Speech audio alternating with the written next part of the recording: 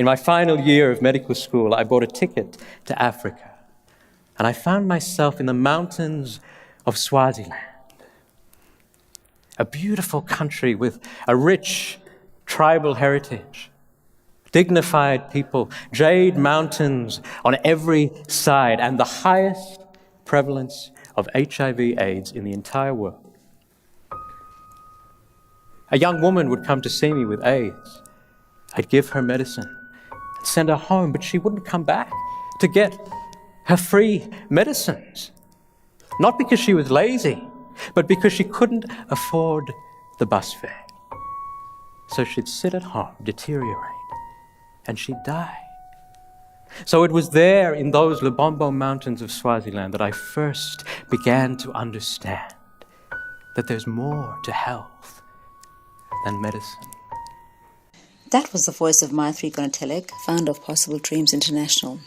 Hi, my name is Mandy Hubbard, and I'm making this appeal to you to help the people of Swaziland in this time of desperate need.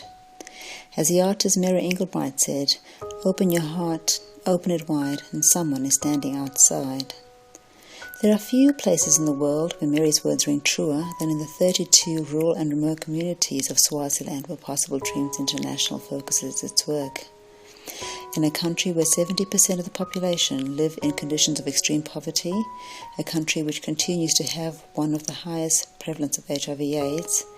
a country with orphan children leading households bereft of any adult presence, and grandmothers taking up to 20 children into their tiny homes in a valiant attempt to stem the ceaseless tide of suffering. In light of this, PDI would like your assistance to help spread a little relief and hope to these desperate households. Mina Nkosi yami makesho kudla lenasipha kona sendela Khisimusi ngakudla Nkosi yami kwaze kwafika iNew Year selomane ngithi kancane angibonanga ngumuntu ukuthi ngiphiye kanjani vele nje kwangisita kakhulu ngobe nalabantwana lenginabo bantu lebangenabani ngiyanzinza nabo kodwa nje ngoba uNkulunkulu khona umuntu akafi ngalanga linye ngakho ke ngisho ukuthi ke uNkulunkulu nalapha bekuqhamuka khona abomane Nkosi yami aphinza selule lesandla asivete nakhona kepha nje bangiwetile impela benhlangano bangiwetile kulabantwana kuletinsanzane lenginabo bangiwetile kakhulu ngiswela umlomo lothi inkulungwane nje ngale nhlangano lethi inkulungwane impela. Siyabonga Nkosi yami, siyakubongela sibonga emakhaya, sibonga lokudla lona siniketa kona ngaKhisimusi basisita bini sinetinsanzane besingathi nosisitawulela sidleni kodwa uNkulunkulu angahlulwa lutho wavetanile ngasi nakulo mnyaka Nkosi yami ningasikhumbula uNkulunkulu aphakamisa isandla nisikhumbule sibonga kakhulu nasi siyathanda ukuthi kube khona sithita ngako lokuncane but Nkosi yami ngoba vele siswele siyacela ukuthi Nkosi yami niphinde nisiphinze ingoma lenhle ngilephinzwako Nkosi yami ningimake thina mathenje idlani bangana bangisevela Nggogo Tobi lona gogo akamawela ingisitile gogo lenhlangano ingisite ingephule endlaleni bebalambile bantu abami iyangipha kudla yangipha ingiphene timbuti yakhanza timbuti taqedwa sikolo ngibhadalela sikolo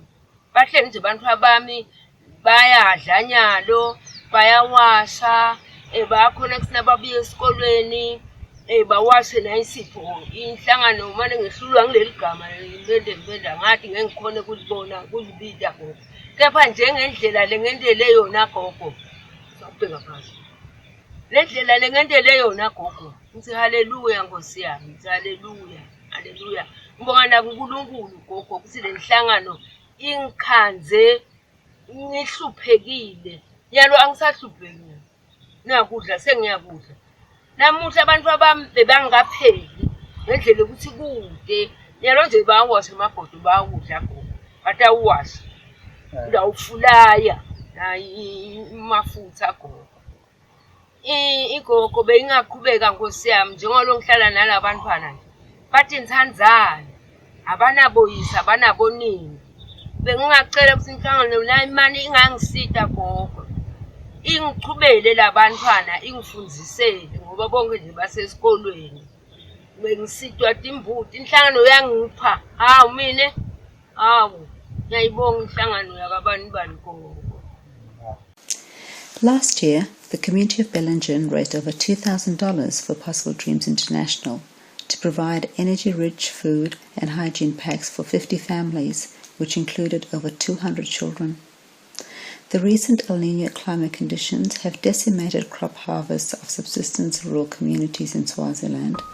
and multiplied the suffering of many desperate and destitute children whose parents have long succumbed to the heavy toll of the AIDS epidemic. Sometimes when we talk about humanitarian aid to Africa and the developing world, the people who are being helped remain on the periphery of the story. While the helpers are exalted, the heroes, we've got it the wrong way round. Is there anything more heroic than not just living with AIDS and TB, endemic disease, but also extreme poverty, pervasive structural injustice, and still waking up each day